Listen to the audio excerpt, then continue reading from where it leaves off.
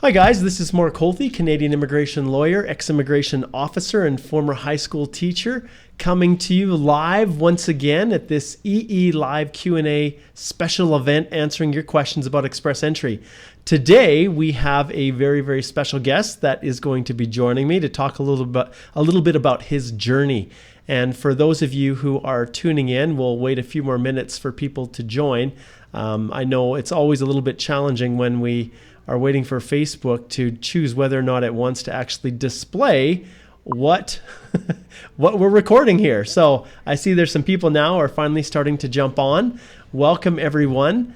Like I said, today we have a special guest, Siam Khorana, who is going to share a little bit about his story. And for those of you who've been a little discouraged and thinking, wow, I'm going through a really hard time here, you just wait till you've got a chance to hear Siam's story and just to talk a little bit about some of the things that he went through in his journey, which ended successfully or will be here in just a couple days. And we'll pull Siam in here in just a few minutes.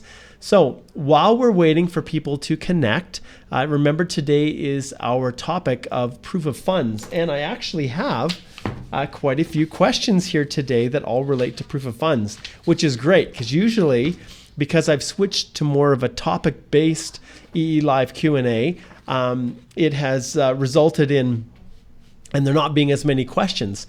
But today, we're in good shape. We've got some good questions. I'm going to cover the basics of proof of funds.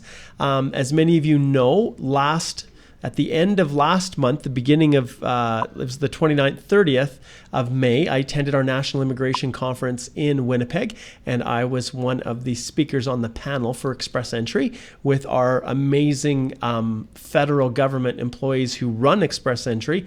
And we had a great opportunity to go through and talk about just a ton of questions, and some of them related specifically to proof of funds. So I want to share a little insight on that. I had the pleasure of creating some scenarios, we call them, for the government officers to answer, where I write a little story, and in many respects, these stories come from you guys. So they're almost like real life examples of problems that people are experiencing, where the answer is not clear. It's kind of gray, we describe it as. And so I created a few of these scenarios for our Express Entry panel, and they helped to get some really good direction and answers on some of the aspects of, in particular, proof of funds that are unclear to people. So we've got looks like we've got a good turnout. We've got a bunch of people here. Afsar is tuning in from the UAE. Welcome, Afsar. Other people that are watching live, just post in the comments below your location where you're tuning in from, and we'll get started here in just a few minutes.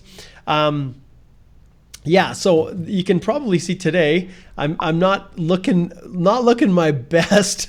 I've been battling a little bit of a cold the last couple of days, and so as I was telling Siam here before we started the live video broadcast here, I was telling him that I'm going to be struggling to bring my A game today. So I'll let him bring his A game because I think you guys will really find his story and his situation quite engaging and quite compelling. Abdi's here. Hi, Abdi. Great to have you. We've got Bushra from Spain. Very cool. And of course, Abdi's here in Alberta with me. James is Delhi. Awesome. Thanks, guys. Thanks, everyone, for joining. Okay, well, without further ado, I'm just going to remove this part right here if I can. We'll get rid of that one. So we've got some room, and I'm going to clear my screen a little bit of all of these, everything that's going on. We'll shrink that one down a bit, make some room. And without further ado, I'm going to see if I can bring Siam in here. All right. I think I succeeded, Siam. How are you? Hi, I'm good, Mark. How are you? I'm doing very good. Thank you so much for joining me here. I love being able to bring guests on. And let's face it, not everybody is brave enough to come on a live Facebook video broadcast here. So it really means a lot that you would take the time to do that, especially while you're in the midst of really getting your life organized to move. And so yeah, looking forward to hearing your story a little bit. So why don't you tell the listeners a little bit more about you and where you're at and kind of how you got started with this whole express entry process. Sure. So, for everybody who doesn't know, my name is Siam Khurana. Some of you guys have obviously reached out to me with the post that I made about the success that I enjoyed recently with the permanent residency. That I got the confirmation of permanent residence, which was a long, long Hmm. journey. But what I can actually say is that we you have to keep faith, into the process. How I got introduced was a very it was a simple conversation with a friend who was in Dubai at that time. A friend when I used to study there, that I made, and he was looking to immigrate to Canada, and I was obviously concerned about my immigration status. I live and work in New York City in the United States. I'm on an H-1B over here, which is a work visa that is time limited, and I was concerned about my longevity in this part of the world. So, in a discussion with my friend, I basically found out that there is an express entry federal skilled worker program in Canada that welcomes, you know, uh, resources or folks with master's degree who are young and fit and would contribute to the economy of Canada. And I was interested in exploring it. So that's how I got to know about it. Awesome. Very cool. And you know what? As an H-1B visa holder in the US, you are definitely not in the minority when it comes to people who are looking to apply to express entry. There are so many people in your situation in the US right now that are just wondering what the future holds, especially after spending so much time to get where you are right now. Anticipating that there would be a pathway to permanent residence. And now, more often than not, those opportunities are just not there anymore. So after putting so Yep. many resources, so much of your life into this, now you're having to consider alternatives. And that's where I'm proud to be Canadian. That's where I'm really excited about our country, and we want you guys. Like we do. H-1B holders in the U.S. are the perfect candidates to seamlessly transition, to our fine country because we want you and we appreciate you. So that's how the process typically to become a permanent resident goes very fast. For 80% of the people who file their EAPR, it's processed within 6 months. But the Yeah. process to get there and to actually get an ITA is completely different for everyone. Some people, such as yourself, it's a little bit of a bumpy road, a long road, and you really have to make huge sacrifices. And then for other people, it's just like boom, it's just no issues at all. So share your story. So what was it like? I definitely. That's why I was smiling. I'm smiling now, but the 2 years that I spent in this process, and I can walk people through a little bit of the bumps that I kind of faced during the times. Ever since this interest started in express entry, the first thing was to give an IELTS exam and get the magic score of 8777 or CLB benchmark 9. Yes. My first attempt, I missed the mark in listening. My second attempt, I missed the mark in reading. And I actually had to give it the third time, which was when I actually got a CLB 10 because I prepared hard. I watched a lot of videos online, practiced a lot of tests, and made sure that I'm not, going to screw it up again. So IELTS is a very, very important and a crucial perspective. But my journey obviously is not only limited to lot of people actually face challenges in. I applied for a WES evaluation. I have an engineering degree from India, and I have a master's in business and MBA from SPJ in Dubai, which is an autonomous institute in Dubai. So the first thing that I did was obviously give the IELTS back in April 2017 and applied for the WES evaluation, where I received that my MBA was from a non-recognized institute, so I Mm-hmm. did not get the master's points. So my CRS was way below 400. I obviously did not give up hope, so I gave IELTS again, did not make it, and then I gave the IELTS the third time, and then I made it. When I made the IELTS score the third time, my CRS went to about 419. To be honest, with the magic score. But because I did not have a master's degree, I was not crossing the 440 mark, which was when the invites used to come around at that time. A friend of mine, the same one who encouraged me to apply for the express entry, he said, why don't you just try IQAS, which is also an evaluation agency. Send them your documents. All you need to do is send them your master's transcripts and degrees from their college. I did that. I waited for about 5 months, maybe more than 5 months, but they came back that yes, you're recognized to be a master's. It was a proper master's program. And there is when gates opened up for me. I had the IELTS score, I had the master's degree. I also worked through this time to collect my experience letters, my proof of funds, made sure all my documentation was intact so that when the time comes, I can obviously apply. I got the invite on September the 5th of last year.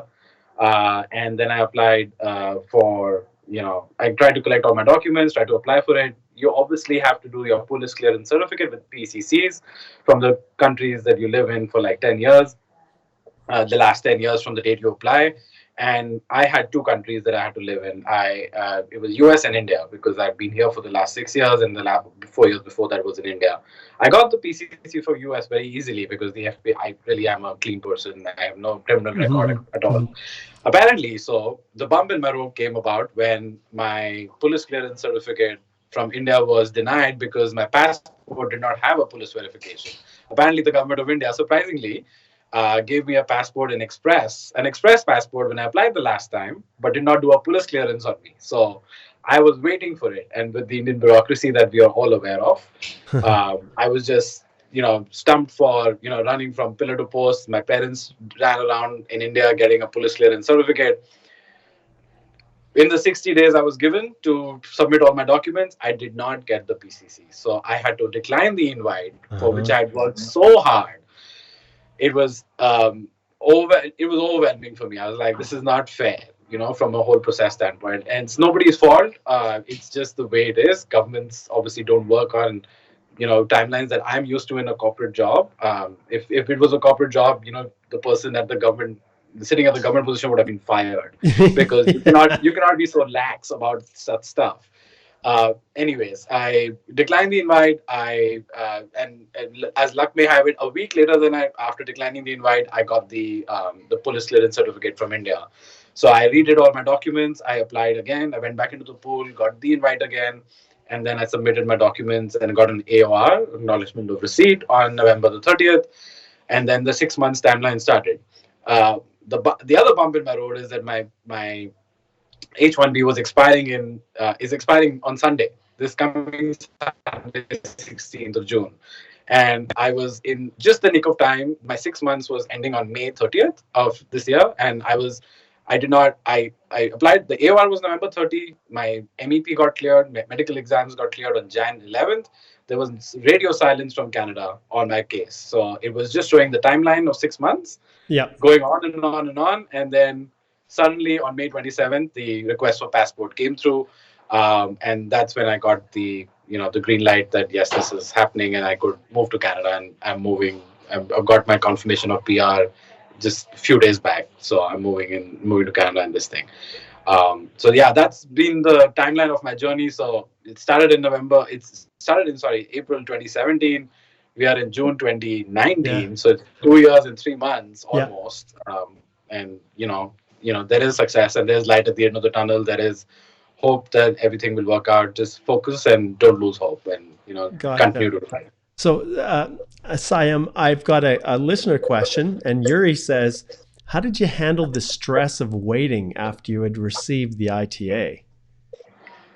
Because you said January, it was like you're looking at this timeline bar that is 6 months. And understand, everybody, right now that timeline bar is not customized to you. It's just a bar that's there that as time passes, it moves, but it's not customized. They're going towards customization, but it really serves no purpose. So your situation, how did you deal with that? I just had the faith. So I was worried about, getting the ITA, which was a stress by itself. So you deal with that. When you apply for all the documents, all you can do is wait. I mean, as being an H1B holder here, and I've changed H1B, I think 3 times in the 6 years that I've been here. No, actually, 3 visas in 6 years. Twice has been an H1B visa. Transfer over here, I've handled the stress before. So I was prepared to do it. You're used to it. Yeah. I'm used to it. It is not a very easy process in the United States. However, I understand for people who are not from here and are sitting in a country that is far away from Canada, that you do not understand, you do not know what to do about it. I did call IRCC once, and it was an automated voice response that gave me exactly the same information that you see on the portal. Yeah. So your portal is your best friend. Yeah. Just keep checking it and make sure that there's no ghost update. I never had any. So all the stages that we have, which is AOR and IP1 and IP2, nothing happened in my case. So if nothing's happening on your case, just hold tight. Something will come back. There will be an update for you when there has to be. I believe in destiny. It just Right. worked out. Just patience. Just patience. Patience. Exactly. Apparently, in my native language, my name means self-control and patience. So I kind of exercise that. Perfect. You come by it naturally. It comes by naturally, I guess. Awesome. Yes. That's great. So how long were you, how did you find the Express Entry Law Private Facebook group? Like, did you come through there? Did you find us through the YouTube channel, the Canadian Immigration Institute YouTube channel? How did you interact with the group? How did you find it? So my best friend, who's now in Canada and also a permanent resident, through the same exact process, and his story is also another bumpy, nice, long story. That he introduced me to the Express Entry Facebook group, and he said there's a lot of resources and a lot of information over here. So I joined the group, and I then heard about the EE Live Q&A, which I wanted to. So then I started joining immediately. I obviously had to make our time because this was happening during the work hours. So Yeah. I had it running on my phone with my headphones on, and I was still working on the side. So I was listening it on the back end, and then paying attention to a question that came up, which was relevant to me or was interesting to me, and I could face the same case. Yeah. I also want to make sure that everybody understands that the group has a lot of resources, but each individual case is very different.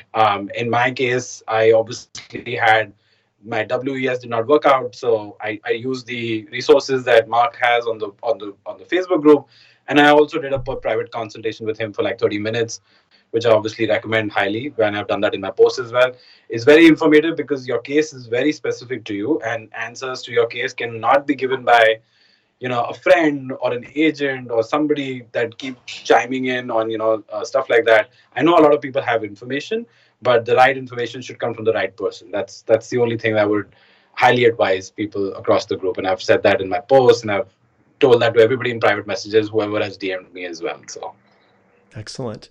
No, that's great. That's great. So I'm always curious when people ultimately choose to book a consult with me like you did. Like you've identified here, sure, you had the consult now and you felt that it was worthwhile, but we have 122,000 people in the group, and I don't have 122,000 consultations every day. So there's a lot of distrust in our industry. There's a lot of people who have lots of information, and there's, unfortunately for me, a lot of agents and consultants that are in the market that will give lots of advice for probably cheaper than I offer it. But also there's a ton of people out there that have done it themselves who then feel like they're the expert and are freely, giving their experience and their information, and people are relying on it. So what made you choose or decide to even consider? Yeah. And you can see Yuri here, he posts, "This is my personal favorite. Unfortunate, many immigration lawyers have no idea what they're doing." Oh, and then he puts Mark is very helpful all the time. The reality is people too can't even they can't always distinguish between who is a consultant and who is a lawyer. And many cases the consultants themselves misrepresent to people and tell them that they're lawyers. But what made you choose to do it? I'm always curious because why people ultimately break down, because you don't know me at all, other than through the Facebook, right? So I did not know about the consults until I started joining the E Live Q&A, and then I wrote the email to Mark, and then they said that you can join. Specific questions can be answered through this consult. I have lived in the United States for 6.5 years. I have used lawyers across the board in the US to file for my H-1B, my L-1, my permanent residency in the US, which never went anywhere. And I know the difference between a good lawyer and a not so good lawyer, or not such an informed lawyer, to be honest. They are all shades of it. Like the job that I do, I know there's somebody better than me, and there's somebody who is not as good as me. When I was obviously listening to you on the E-Live Q&A, and the information that you were disseminating out was so informative that I knew I honestly trusted that you know your job very well. Other than that, I always recommend that when it's a lawyer or a legal case, you must talk to a lawyer. It is very, very important for somebody to, for you to consult somebody that knows the job and knows the whole process so that they can guide you on the right way. And I think I found that with you. The classic example I give is, and I've told this to a lot of other friends who have also been in the process. My NOC code was a big, toss up. My NOC code is 0113, which is purchasing managers. Yes. I've done procurement all my life for about 12 years of my professional career. But 5 years in between that 12-year period was a consulting gig. So I was a consultant to a client who was, and I was doing only procurement. Like there was only purchasing happening across the board. My job description was nothing different from what the NOC was. Yeah. So I consulted Mark and I said, this is what I do and this is what I want you to do. But management consultants are categorized under 1225 or 12 or some other NOC code. Whereas when Mark recommended that if your job description matches the purchasing manager's one, you should use that NOC code. Now that information you cannot know in any way, and no immigration agent or consultant, sitting in some shack in India or some shack in Nigeria will ever be able to explain that to you. So personally, I found that to be very, very useful because that, one wrong mistake and my case would have, I wouldn't have been talking to you right now. And the reality too, Siam, is that you were drawn at what was the round of invitation? What was the level? What was the score? I think about 450 or 452. My score was 459. Yeah. It was at 4. I mean, it was only increasing. So my friend got invited at 413, which was way long back. Yes. And he said, you will make it. You're at 419 before my master's quota came in or something like that. Yeah. Which is when I got the extra points and stuff. So it was just, the score is only increasing. I think the latest score is even higher than what my CRS cutoff was. Yeah. I'm also older than most of the other people that are in the pool. So, yes. Age also is a big factor. It is. Making sure that you are doing the right thing. Yeah. Wow. Well, it's quite a journey. And, if people that are watching this as a recording, they're going to get a chance to kind of stop and this recording and back it up and listen, what? 2 years? And then you even had to decline your ITA through no fault of your own because you didn't get a police certificate. And, we had our consult, and I know when it comes to selecting knock codes, I had one this morning, and I had it scheduled for 30 minutes. And I'll be honest, it went an hour and a half, the consultation, because of the difficulty that we had trying to find the proper knock. And in the end, the decision was made between the client and me that we couldn't do it. And so they needed to go back to the company and really try to look more closely at the job description and make sure that it actually fit with a knock. And, and that's the reality. And I'll tell you, by the end of today, after that 1.5 hour session, I'm drained. You put your heart and soul. And sometimes people don't realize that you guys put your heart and soul into this, but it is just as important. Well, it's never going to be just as important for me as it is for you guys. But the reality is, when I'm advising someone, this is a point of pride for me. It's a point of knowing that I'm actually helping and making a person's chance of immigrating better. And so, but like you said, it's different for every single person. There's one more thing that I would like to add in the concern. So my sister, who's younger than me, is also interested in applying to the Express Entry Federal Skilled Worker Program. She is in the pool, but she hasn't gotten an invite yet. Her journey has been as long as mine. I think we are destined to keep waiting to get to Canada at some point of time, and I hope she does someday.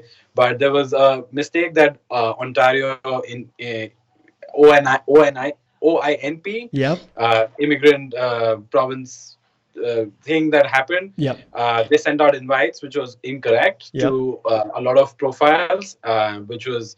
When it came about, I was like, the first thing I kind of, thought was, and I was discussing with my sister is, let's get onto a call with Mark to discuss how this, what documentation do you require? How can we do this? And what is going to happen?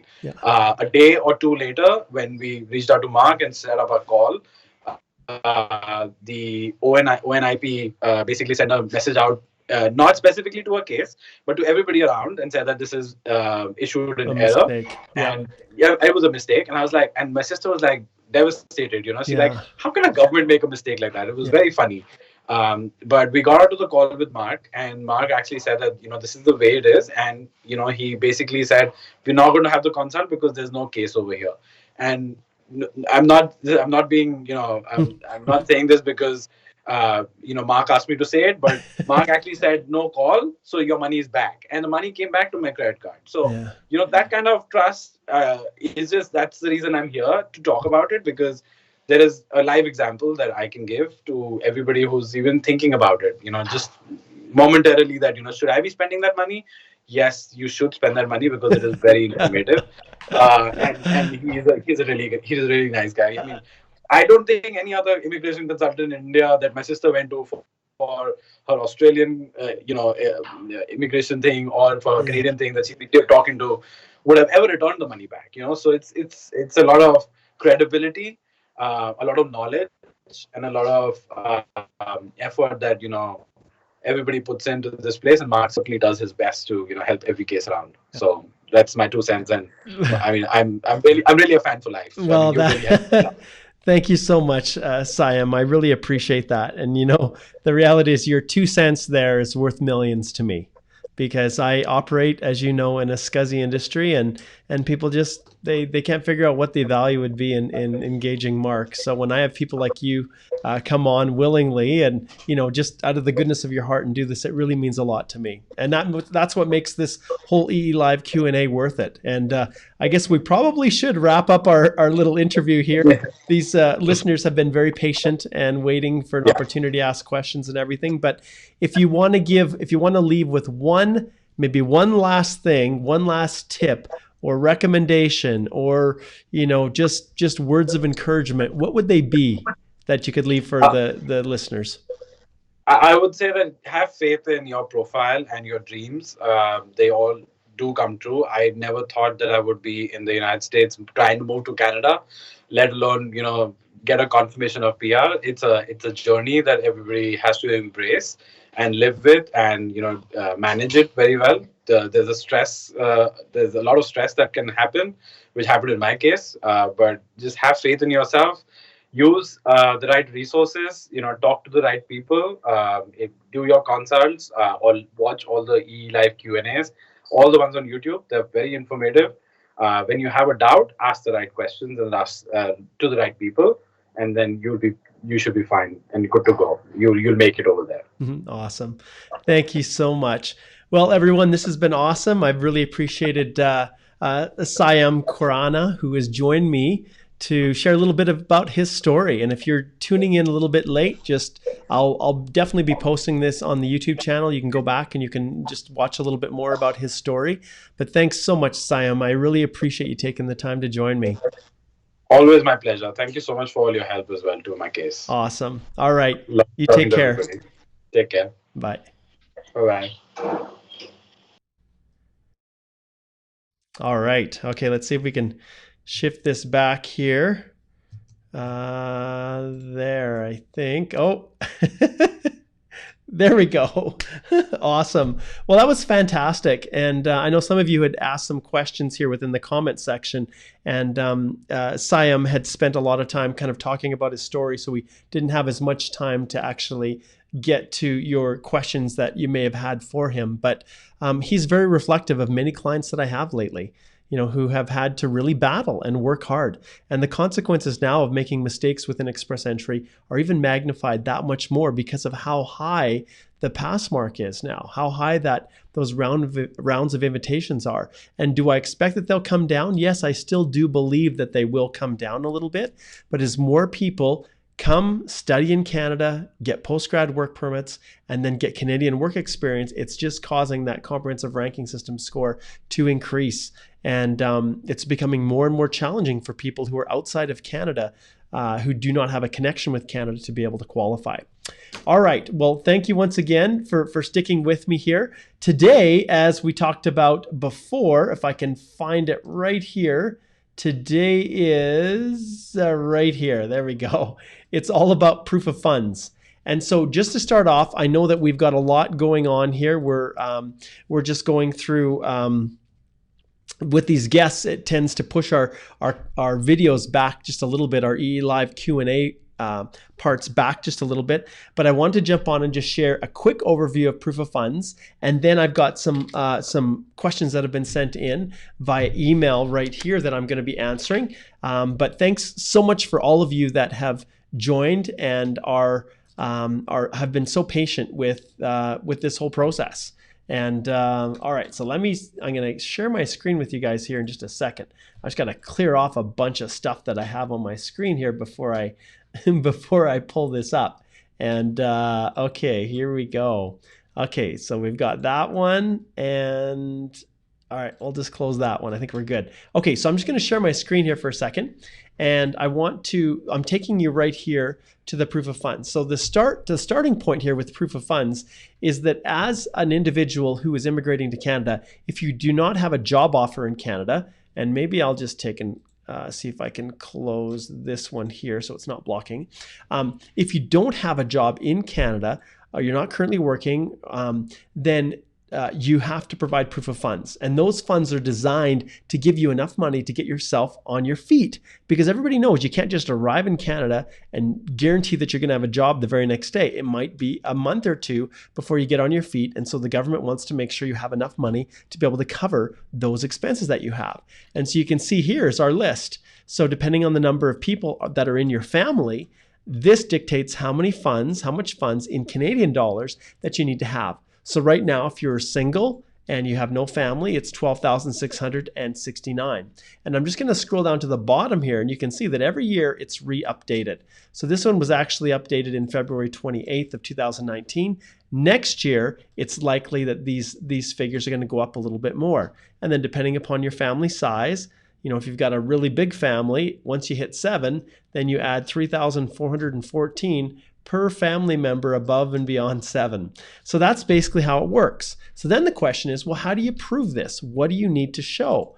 So then we'll go to the completeness check website. And then here, I'm just going to pull up the proof of funds section. And this section here, it describes exactly what you need to provide when you're demonstrating these proof of funds. So if we go down here to the document requirements, it's an official letter from one or more financial institutions that lists all current bank and investment accounts, as well as outstanding debts, such as credit card debts and loans. One of the questions I get more than anyone else, and I haven't looked fully at all these questions that have come in just to see if this might be one of them, but the reality is you can use funds that are in more than just your name. They can be with your spouse jointly. They can potentially be you and maybe a parent even, as long as your name is on there. Those types of joint accounts are fine. If you do have a family member that is also on your account, then I often recommend they provide a sworn statement saying that those funds are available for you. And sometimes people have funds, accounts that they've opened with a parent, and they haven't removed that parent off of that account. So those, I always provide a letter of explanation and a statement from that other family member. Now, when it comes to spouses, if a spouse is accompanying you, you don't need to have funds just in your name. They can be in your spouse's name if that spouse is accompanying you, because obviously it's going to be for all of your family's benefit together. But if your spouse is being listed as non-accompanying, then that's a different situation. And in those circumstances, if there's funds available for your settlement, but your spouse isn't coming with you, then sometimes I encourage people to actually transfer those funds into an account that is in the name of the principal applicant that's traveling to Canada, or I provide a sworn statement or affidavit explaining how those funds are available for the principal applicant when they come to Canada. But I'll tell you, I actually shy away from, that's not my preference. So if there's funds in a non-accompanying spouse's account, I actually recommend that those funds be put into an account that's accessible by the principal applicant. It's the safest way to do it. Okay?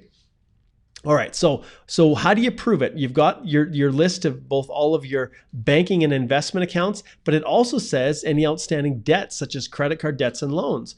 Well, how do you get an official letter from a credit card company? You often can't get that. So I will often just include a copy of the credit card statement and to show or demonstrate any outstanding debts that I have.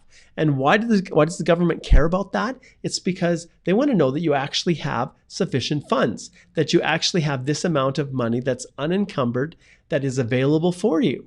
and not that you have debts that you're servicing that are going to completely eat into all of those savings the moment you come to Canada. So that's why they ask. All right. Now, you're to provide a letter, like we said, and it must be printed on the letterhead of the financial institution. It must include you, the applicant, your name and the contact information for that financial institution. Okay. It's to list the account numbers, the date each account was opened, and the current balance of each account, as well as the average balance for the past 6 months. And so this is where sometimes people get tripped up. This is what the government is asking, but often banks don't do that. So if you don't have the average balance for the past 6 months, sometimes people will choose to provide a bank statement showing the 6 months of funds, just to show the source of those funds.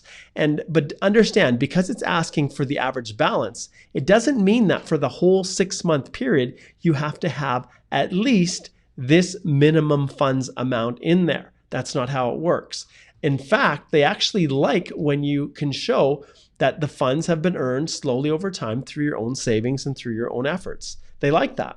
But at the time in which you're ready to submit your EAPR, that's when you're providing this information as proof.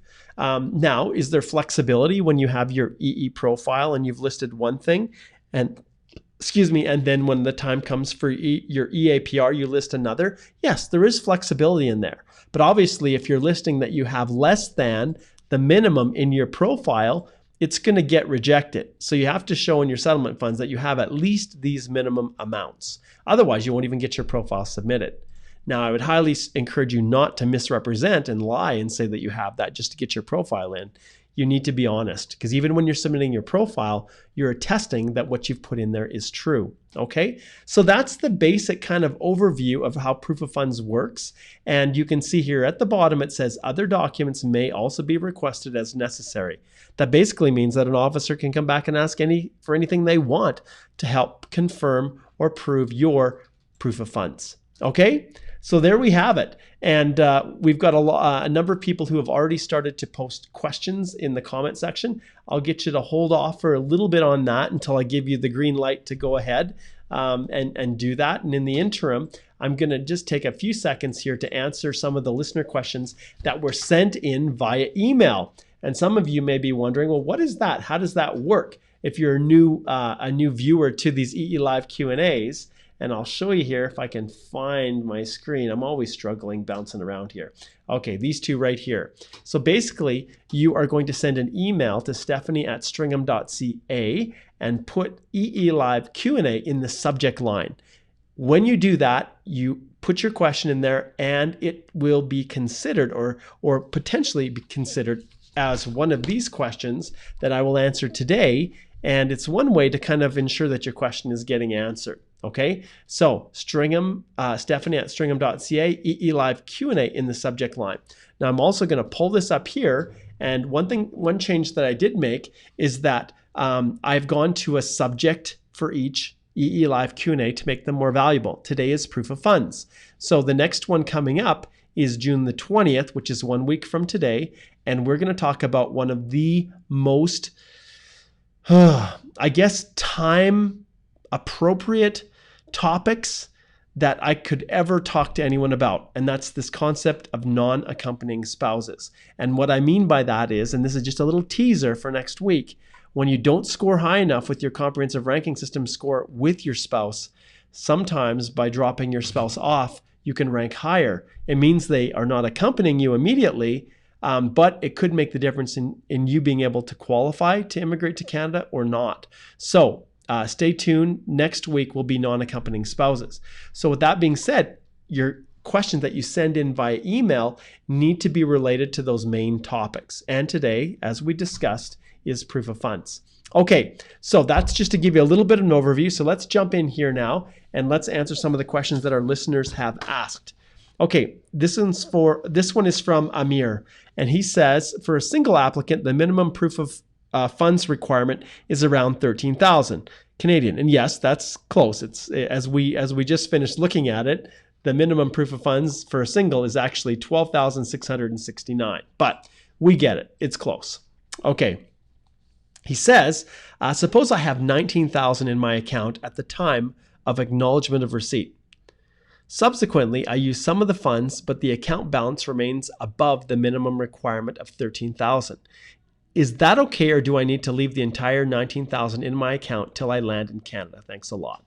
I'll be honest, Amir, I don't see any issues with this. As long as your funds continue to be above that minimum settlement amount, and I would strongly encourage that when the time comes for you to land and become a permanent resident, it's always best that you have that $19,000 back in the account. But during the processing of your EAPR, if that fluctuates down or up a little bit, that's not a big deal. Immigration isn't going to crucify you for that. Okay, good question. All right, next question is from Momin. And Momin says, hi, Mark, how are you doing? I just recently withdrew all of my money from the account I was going to show as proof of funds because of severe instability of local currency, converting into US dollars. This money was received as a gift. I will now submit literally a fresh day or two old account to OINP as proof of funds. Is this okay, provided I attach the previous account statement and gift deed affidavits? Momin, this actually is a question that I can't answer. In all honesty, I have not experienced, and I don't know how the OINP will treat that. So obviously these EE Live Q&As are focused on the express entry general provisions, but that's a question that I can't answer for you, my friend. It's a good one for sure. And obviously you're trying to maintain your currency given the fact that there's high fluctuations in your local currency. So converting it to US, I would suspect obviously you've done what you've done and there's nothing you can do about that. I would make sure that you very, very clearly trace those funds and you show unequivocally, where they came from, why they're in a different account now, show the conversion, everything, and a big letter of explanation explaining why you did what you did. Because obviously, whether it's right or wrong, you've done it. And so now you need to document it and explain it to the best of your ability. Okay, good question, Momin. All right, Ishant has a few questions here, and I'll try to go through just a couple. Okay, so Ishant says, he's from Chandigarh. I'm a member of your self-guide, which has motivated and helped me a lot ahead of time. Okay, so he purchased my step-by-step guide to doing it yourself. And I'll just ask Stephanie maybe to post the link to my EE Live, my Express Entry Complete Step-by-Step Guide. So Ishant has purchased that. Okay, his question, he says, I want to know that if I have no savings, can my brother give me all the money to show for the settlement amount? And the short answer to that is yes, he can, if it's a gift and not a loan. If, apart from making the gift deed, what other documents are required of my brother's, for example, either his bank statement or his tax slips, do I have to attach those too, or only the gift deed will do? Well, I always like to provide as much evidence as I can. So if those funds are being transferred from his account to yours, then I always like to include the actual transit slip, a copy of the bank statement showing the money going out of his account and being entered into yours, as well as the gift deed. Okay, good question. Actually, I'll answer one more, Ishant, as well, just because you're a valued subscriber to the Express Entry Complete Step-by-Step Guide. He says, if all my funds are in my joint account, me and my wife, since we will be immigrating together, and I also have a salary account with almost no balance as I used up my salary, do I have to submit the bank letter signed by the bank manager for that account, the salary account too? I always provide all of the accounts. So if I can get it, even though there isn't really a high balance in it, the government asks you to provide an explanation for all of your bank and investment accounts. So in your situation, it wouldn't hurt. If it's easy to get it, I would get it and I would include it. And you know what? You've got a third one here, but they're all good questions, so I'll answer this one too. Does my wife need to write a letter stating her permission for me to use the funds from the joint account, as I would be the principal applicant? And do I need to submit bank letters signed by the manager for my wife's individual accounts too? So I can answer for your wife's individual accounts, no, you don't need to provide bank letters for those. For the joint account, I can't see any circumstance where IRCC would have an issue with you providing money from a joint account with you and your spouse that is accompanying you. If that spouse was not accompanying you, then that would be a different story, and I would definitely get a sworn statement confirming those funds are available entirely for you to settle in Canada.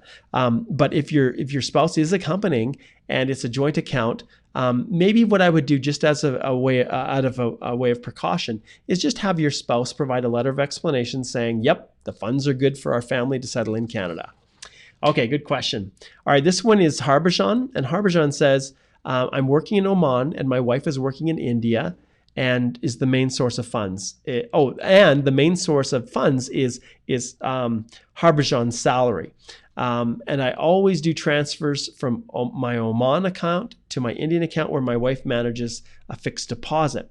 So in that case, do I have to provide my Oman salary account statement as well, or Indian bank account with fixed deposit statement and bank letter will work? Same question, very similar to the one we just had. I always include everything I can get. There's no reason why you wouldn't want to just include it. The government asks for everything, so I give them everything, even though it may not be a significant amount or really impact your application in any way. I believe in providing everything that they ask for, even though it might take a little bit more extra work. I just don't want to take the chance. Okay, and then it says, my fixed deposit is going to expire in the month of August, which is equal to 20,000 Canadian, and now need to renew for the next 1 year more. Till that, I will get my PR, so as the time of submitting my proof of funds, do I need to attach the old fixed deposit also, or renew one can work? I'd include them both and show the history of renewing it. There's no harm in doing that. Okay, great questions, Harbhajan, thank you. All right, next one is from Abdul, and he says, my question is about the date of a gift deed affidavit and explaining it. I got 2 gift deeds almost 8 months ago in my salary account. However, I got the gift deed affidavit prepared only now. Is that gap of months a problem? Should I not even explain such an old gift? But if I must explain this, should I attach 8 months of lengthy bank statements? Do you know what? When it comes to the letter, you're going to have the letter from the bank, which should already show the average balance, how much you've held. If you don't have that average balance, then I would probably include that time in which the gift deed amount was deposited into your account. I would include that as a proof, as well as if your family member that gave you that gift deed, they have the source of funds where it was transferred to from their bank account, I would include that. And yes, when it comes to the affidavit, well, often people don't realize that they need it.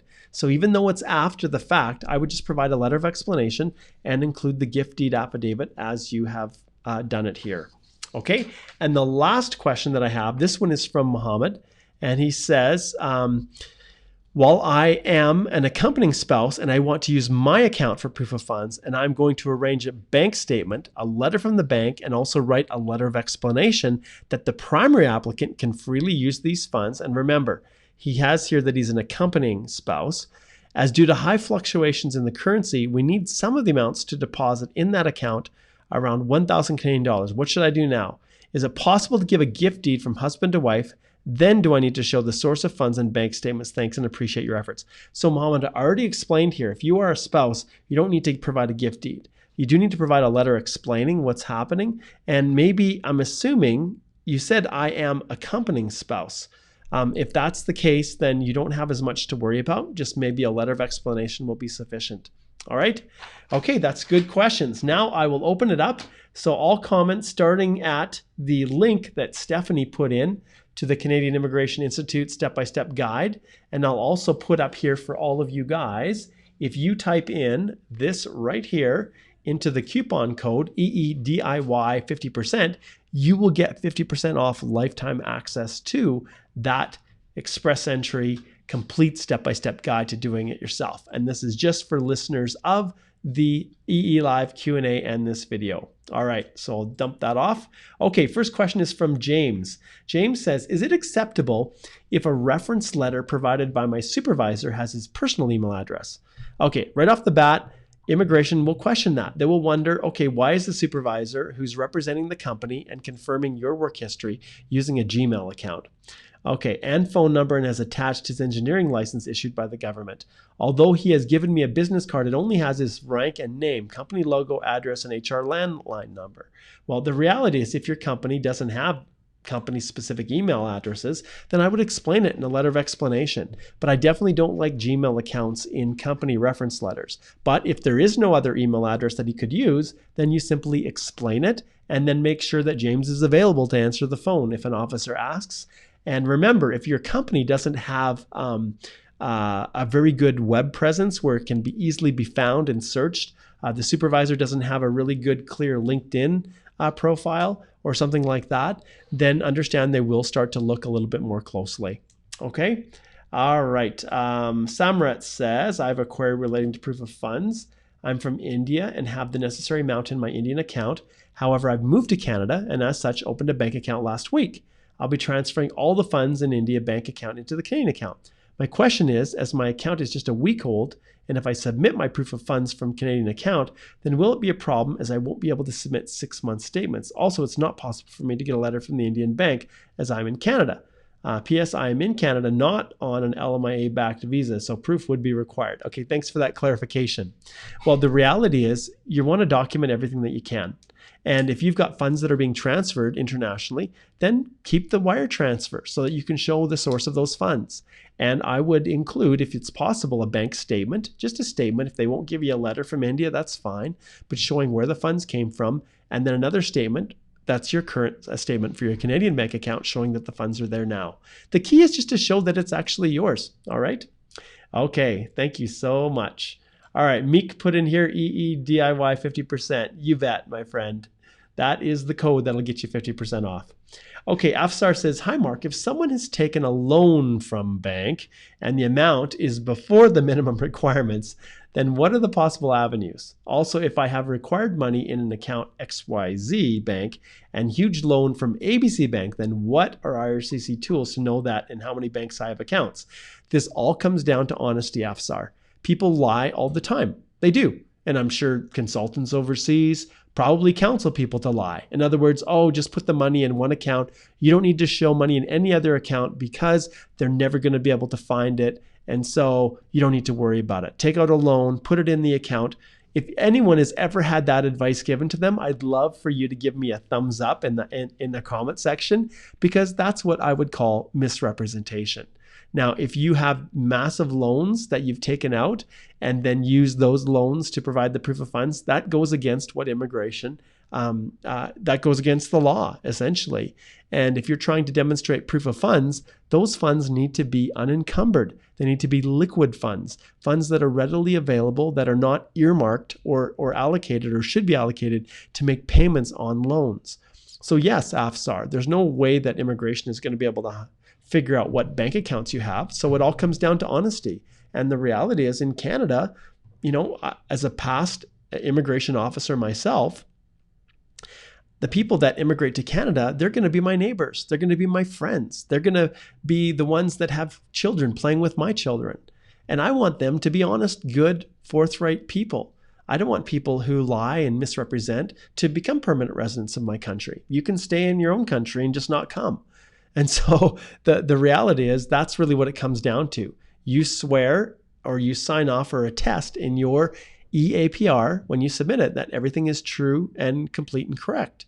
And so that's what it comes down to. Okay, Gio says, thank you for the step-by-step guide. Very informative. One question. So Gio is another subscriber to the EE Live, the Express Entry. I keep getting it all mixed up. Oh boy, I'm ready for a nap, everybody. I'm pretty wore out, I'll be honest. So Gio is a subscriber to the Express Entry Complete Step-by-Step Guide to Doing It Yourself. And before answering Gio's question, I'll just share my screen really quick here. And I will go into here and I will type in the link basically that you guys are all connecting. And if this is your first time watching, this is what it is. It's the complete step-by-step guide to doing it yourself. You click on enroll in course, choose enroll one-time purchase lifetime access. And then from here at this add coupon, you click on here and type in that code EEDIY 50%. And when you do that, it instantly reduces the lifetime access to $248.50. And for those of you who are going through the process and have purchased the guide, you'll already know. But if you go here on this page, you'll be able to see that the guide itself is chock full of tons of video instruction, specific video instruction where I share my screen just like I'm doing it with you, that covers all of the areas of Express Entry. Learning the basics, preparing to submit your profile. Module 3 is actually completing your profile with tips and strategies on how to make sure you have the greatest chance of success. Then there's a whole module 4 on completing the EAPR forms, another section that's chock full of documents and filing your EAPR. And I'll actually open up the document checklist just for you guys. And I personally think this is one of the most awesome resources. So if you look here, I have a link to a whole bunch of documents that I have uploaded into this as samples for you guys so that you know what to look for. And there is a ton. So proof of medical, travel documents, job offer letter, and you can download it. What an RCMP clearance looks like, a certificate of qualification. These are ones that people don't usually see. There's gift deed samples. What is a use of representative? What does it look like? So we've got a whole bunch of things in here that are all examples for you, including birth certificates, CELPIP results. So you can go through in here and you can see just a ton of information, what the landing letter looks like, all the different ECAs, IQAS, which was, basically you can see. So I'll stop there. But that's what's in there for you guys. And people I don't think they fully appreciate. But anyways, okay, so Gio, your question. When calculating experience length for CEC, can I include hours worked on a study permit before the issue date of the postgrad work permit? Okay, the answer is yes, you can. You can count those hours from the date you submit your postgrad work permit. So when you file online your postgrad work permit, you can start counting your work history from that date. Not when your postgrad work permit is received, but from the date that you submit it. Okay, and he says, I already had graduated school and applied before starting working. So was it implied status? I can't find clear answers on CIC website. Okay, there's your answer, Gio.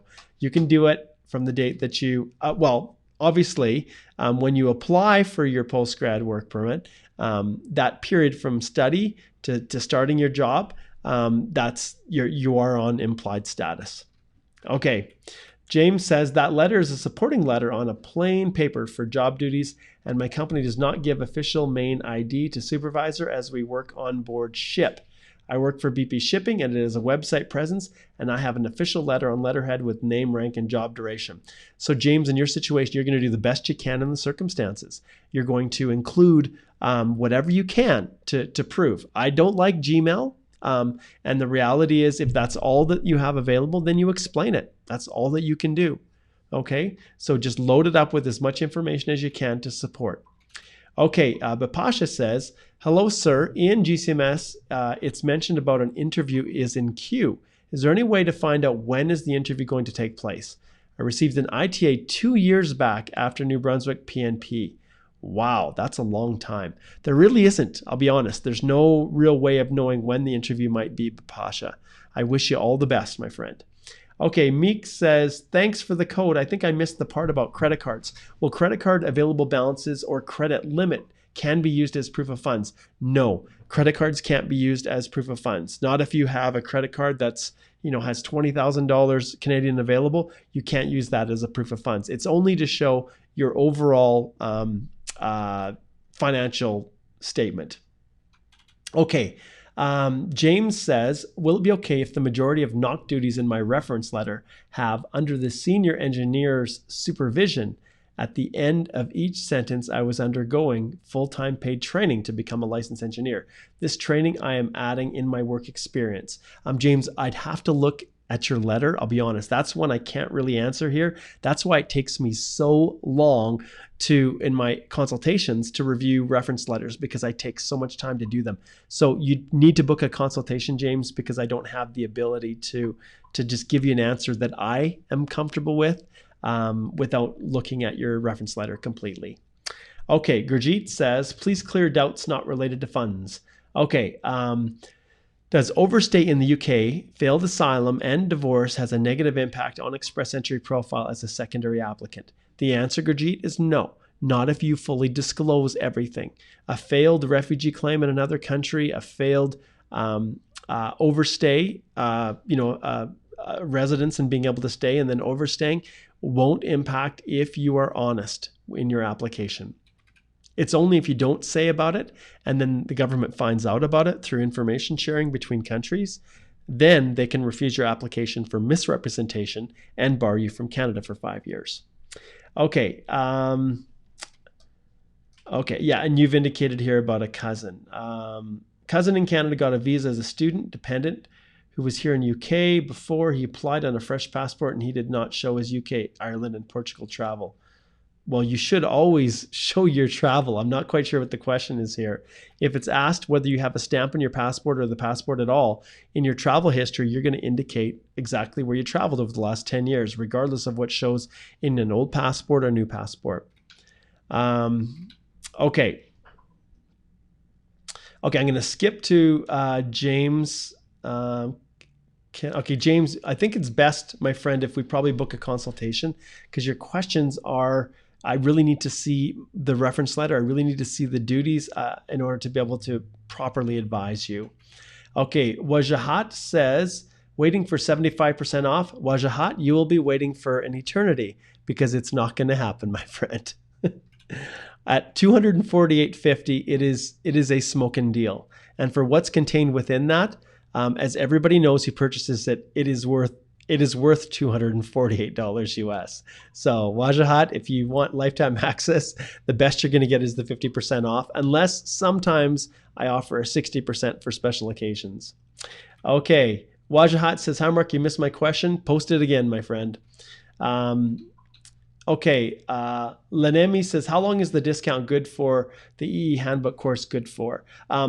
Lanemi, this one here, these 50% off is always valid until at least next week. So every week I decide whether or not I'm going to keep it going.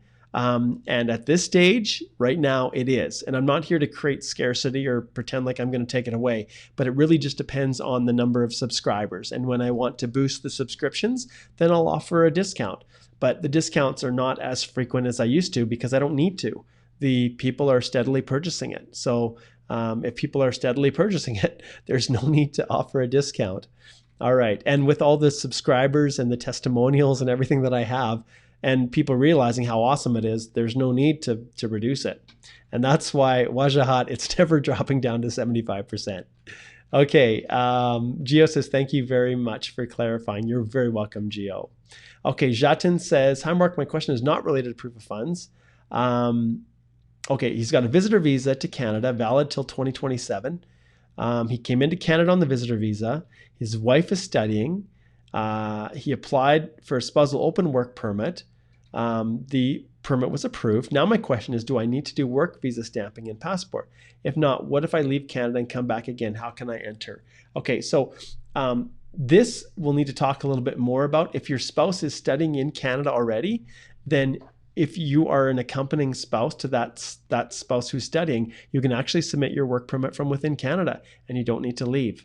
I might be missing something, Jatin, but you shouldn't have to leave and re-enter. If you're here in Canada and you filed your application, well, you said your spousal open work permit application approved, so maybe you submitted it overseas. Maybe you submitted it outside of Canada. I don't know. That's a tough one, Jatin. I'm going to have to, I think you have to book a consult for me to sort that one out for you and just give you specific instructions. Actually, no, you don't need to book a consult. You already have it approved. But in terms of the work visa stamping and the passport, if you're already in Canada and it was approved from outside of Canada and you have an approval letter, then yeah, you have to apply at a port of entry, which can be volatile. The land ports are really difficult these days. And if you have to fly out and fly back in to get it because you've got an approval letter, then that may be an option that you have to consider. But obviously, if there was a visa imprinted, I don't know if you gave your passport or what you did. I'll be honest, Jatin, I think we need to have a consult to figure out exactly what you did. Okay, sorry about that because I don't want to give you misinformation because I don't understand your situation.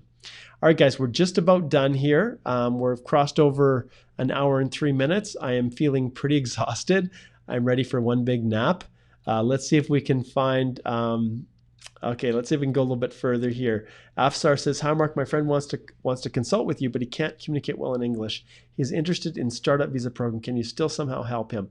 Afsar, I'll be honest, it's very, very difficult if the person is not able to communicate in English, especially when it comes to startups, because the startup has to get support from one of the one of the incubators, and ultimately you have to be able to speak English to communicate your business model and why they should consider investing, and that's really what it comes down to. One of the angel investor companies. Okay, Yusuf says, I have a Bachelor of Law, which is evaluated to a professional degree, which is the same points as a master's, true. But should my work experience be in law occupation, or it isn't mandatory? It doesn't matter, my friend. Your work experience does not need to match with your education. Not at all. Meek says, thank you. You're welcome. Zayed says, my profile was updated today. The biometrics have been completed. Please explain the next steps and approximately how long before I get a final answer. Zayed, I have no clue, my friend. I cannot answer that at all. All I know is that 80% of the applications are processed in 6 months. That's what they post. Everybody's experience is different. Gita says, hi, Mark. Hi. Gurjeet says, thanks. Medley says, hi, Mark. Studying full-time while working full-time may not be an issue. Nope, it's not if you're outside of Canada. And if you're studying and working, as long as your work is actually at least a 30-hour rate for full-time or 15 hours per week for part-time, you can claim that work as long as it's continuous full-time skilled work and it's paid. All right. Nathan says, hi, Mark. Nathan from Florida. Thanks for your videos. You're very welcome. Manpreet says, hi. Lanemi says, thanks. Okay. And I think Bipasha says, thanks. Manpreet says, does wage rate matter in express entry under CEC? Not particularly. If you're a post-grad work permit holder, who I'm assuming you are, you don't have to have a prevailing wage rate if that is the nature of your employment. Wage doesn't factor in. It's just whether or not you were paid. All right. Okay. If Tech says, hey, Mark, how's it going? I'm going to say I'm going awesome. And I'm going to wrap up now, guys. Thanks so much for joining me. It was another awesome EE Live Q&A. Once again, next week, same time, Thursday, 3 p.m., we're going to talk about non-accompanying spouses, which is a huge issue, guys. Those of you who are stuck and because you've got your spouse with you, you're torn as to whether or not you need to include her or whether you should list her as non-accompanying or him as non-accompanying so that you can land as a permanent resident in Canada. I'm going to talk about all of that next week. Okay? Afsar says, hey, Mark, have a nice nap. Thank you, my friend. I definitely am. The one challenge I have is that I rode my bike this morning, and so I may just have a nap before I get on my bike. Otherwise, I'm not going to make it home. Oh, all right. I think I overdid it yesterday. I was trimming all my little trees in my backyard, and wow, I am not a pruner, man. I am not a pruner. Maybe when I get home a little bit later tonight, I'll show you the damage that I did to some of our trees. You guys will probably get a kick out of it. Anyways, that is it. So next Thursday, 3 p.m. Mountain Standard Time, June 20th, we are going to cover non-accompanying spouses and all issues related to that. Thanks once again for joining me. It was awesome to have you. Remember, as always, right here, if I can share my screen right here, there we go. This little critter right here is the Express Entry Complete Step-by-Step Guide to doing it yourself. This is right where you are going to get all the information that I cover in these EE Live videos, as well as a whole lot more, because it's not just information. I actually teach, I show, I demonstrate.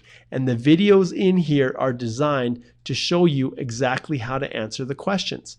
And so it's a video tutorial. So if you look here, those are my braces days, I actually walk through and show you specifically what each question means and how to answer it correctly. And let's face it, guys, these days, Express Entry, it is becoming more and more volatile, and one little slip in the process can cause you to lose your opportunity to immigrate to Canada. That's how volatile it is. All right. This is the end of this EE Live Q&A. Thanks for joining me on the Canadian Immigration Institute Facebook page. And those of you who are watching it live, well, no, it's not live, I guess. Well, live, I guess, through the Express Entry Law private Facebook group. We do shift it out to there. And for those of you who are watching this as a recording on the Canadian Immigration Institute YouTube channel, we'd love to have you a part of the community too. If you are looking to get questions answered from people that are like-minded to you and are interested, who are also going through the same process to you, a great little group that we have is, and I think I deleted it, I better see if I can find it here, is the Express Entry Law private Facebook group, which I think most of you have probably already been members for some time. But those of you who are watching on YouTube and are wondering what this is, if you go into your Facebook page and then find this one right here, the Express Entry Law Facebook page, you can see you can join our group of over 122,830. Oh, looks like I have to update the membership here. And what's also cool, the Canadian Immigration Institute is sitting at 27,000 likes, which is pretty cool for a business page. All right, guys, this is Mark Holthe, Canadian immigration lawyer. Yusuf, all Egyptians love you. That's awesome. You know what, Yusuf? You guys crack me up with your comments. It is so funny, so funny. I love archaeology, and I would love more than anything to go to Egypt and just see the pyramids and check out the digs and all the cool stuff that's going on. I'm absolutely fascinated with it. If you were to see on my phone where I spend most of my time, it's doing express entry and being an immigration lawyer, and the rest of the time is spent searching archaeological news sites to see where the new digs are all over the world. So I have a soft spot in my heart for Egyptians. But the reality is there's cool stuff happening all over the world. All right, guys, I'm going to end this right here. It's been a super, super awesome EE Live Q&A. This is Mark Holthe, Canadian immigration lawyer, ex-immigration officer, and former high school teacher, blended all together to give you all of the advice and support you need to navigate this crazy world we call express entry. All right, guys, take care. We'll see you next week.